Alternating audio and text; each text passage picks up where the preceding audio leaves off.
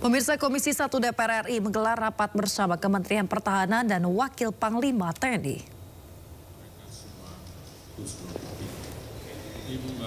Rapat digelar tertutup dengan agenda utama membahas siklus anggaran pendapatan dan belanja negara atau APBN 2026. Namun selain itu, pemirsa, rapat juga membahas situasi terkini di tanah air termasuk menyoroti aksi unjuk rasa yang berlangsung di berbagai daerah selama sepekan terakhir. Jadi seperti tadi yang telah disampaikan oleh beliau bahwa pagi hari ini tadi. Isu darurat militer mewarnai aksi unjuk rasa dan penjarahan rumah anggota DPR oleh kelompok massa. Dengan tegas TNI mengatakan taat konstitusi dan isu darurat militer yang berkembang di media sosial tidak benar. Wakil Panglima TNI Jenderal Tandio Budi Revita menyatakan TNI taat konstitusi dan tidak akan mengambil alih pengamanan unjuk rasa. Isu penerapan darurat militer yang beberapa hari ini berkembang di media sosial tidaklah benar. TNI secara tegas mengatakan tidak ada niatan bagi TNI untuk mengambil alih pengamanan. TNI hanya membantu Polri jika situasi dan kondisi mengharuskan hal itu terjadi. Bahwa tentara lah TNI dalam hal ini taat konstitusi. Tadi saya sampaikan bahwa TNI saat ini dalam satu soliditas yang sangat kuat antara Kementerian Pertahanan, Mabes TNI dan Mabes Angkatan. Tentunya kita dalam satu kodal itu semuanya. Kalau ada anggapan seperti itu, tentunya itu sangat salah. Jauh dari apa yang kita lakukan. Kita semuanya saya sampaikan tadi, kita taat konstitusi. Kita memberikan bantuan kepada institusi lain, tentunya atas dasar regulasi dan permintaan itu sendiri.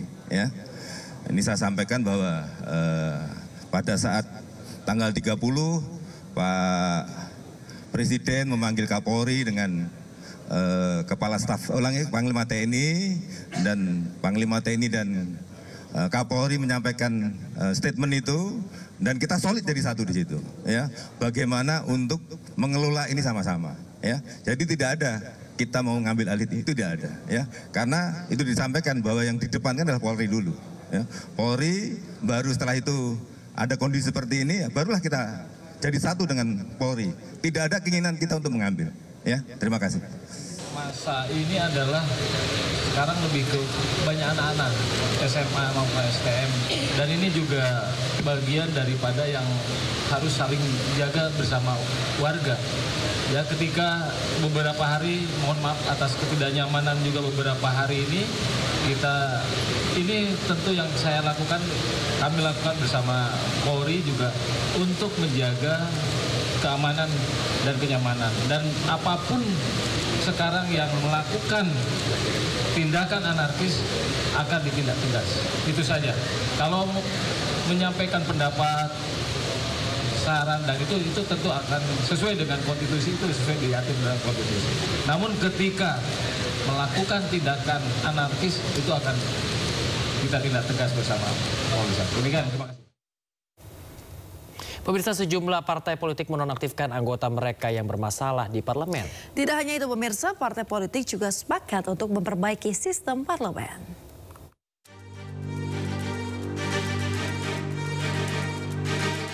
Nafa Urbach dan Ahmad Saroni, anggota DPR RI dari fraksi Partai Nasdem, resmi dinonaktifkan per 1 September 2025.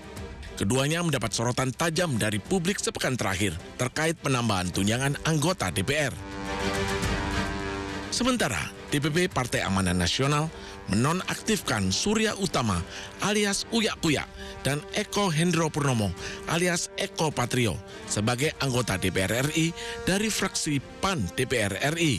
Terhitung sejak Senin, Eko dan Uya Kuya dinonaktifkan setelah ramainya aksi di wilayah Jakarta sejak Senin lalu. Keduanya dinilai telah memantik kemarahan masyarakat. Tak hanya itu, seluruh parpol yang duduk di kursi parlemen akan menindak tegas anggotanya yang menyalahi aturan. Pernyataan ini disampaikan Presiden Prabowo di kediamannya di Hambalang, Bogor, Jawa Barat, Minggu malam. Dalam rangka menyikapi apa yang menjadi aspirasi murni dari masyarakat, saya menerima laporan dari para ketua umum partai politik bahwa mereka telah mengambil langkah tegas terhadap anggota DPR masing-masing terhitung sejak hari Senin 1 September 2025, yaitu terhadap anggota DPR masing-masing yang telah mungkin menyampaikan pernyataan-pernyataan yang keliru. Berdasarkan undang-undang dan peraturan DPR RI, proses pemecatan anggota DPR memiliki mekanisme sendiri. Pertama, partai politik menyampaikan pemberhentian anggota kepada pimpinan DPR RI. Nantinya, pimpinan DPR akan menyampaikan pemberhentian anggota kepada Presiden. Presiden pun akan meresmikan pemberhentian anggota DPR. Tim Liputan iNews melaporkan. Pemirsa, 5 anggota DPR RI yang diduga memicu unjuk rasa dinonaktifkan. Ya, mereka terdiri dari fraksi PAN, Nasdem, dan juga Golkar. Ialah Ahmad Syahroni dan Nafa Urbah, pemirsa, diantaranya yang dinonaktifkan, di mana keduanya ini merupakan dari fraksi Nasdem.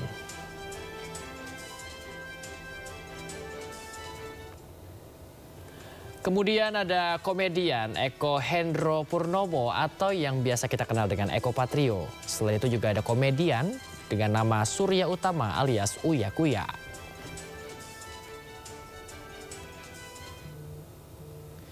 Sementara itu, pemirsa, dari fraksi Golkar ada nama Adis Kadir.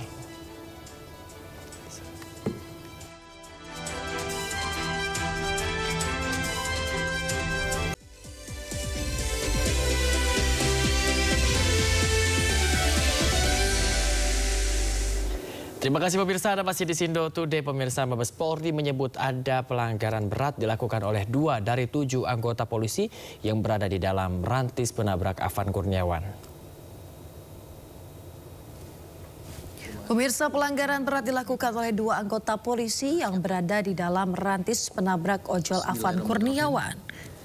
Kedua anggota polisi tersebut adalah Kompol K yang duduk di depan di sebelah kiri pengemudi, kemudian Bribka R merupakan pengemudi rantis penabrak Afan Kurniawan. Keduanya terancam hukuman pemberhentian tidak dengan hormat. Sementara 5 anggota polisi lain tergolong melakukan pelanggaran sedang. Kelimanya duduk di baris belakang mobil rantis.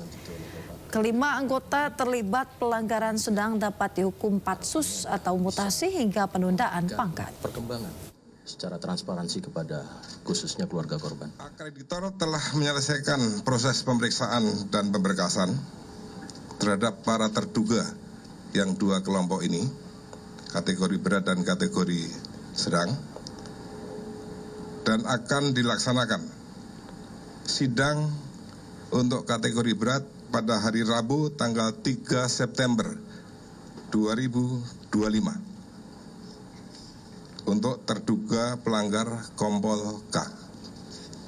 Dan Kamis tanggal 4 September 2025 ini untuk terduga pelanggar Bribka R. Sedangkan kategori sedang nanti setelah Rabu dan Kamis dan proses sedang berjalan. Kemudian berdasarkan fakta-fakta hasil pemeriksaan,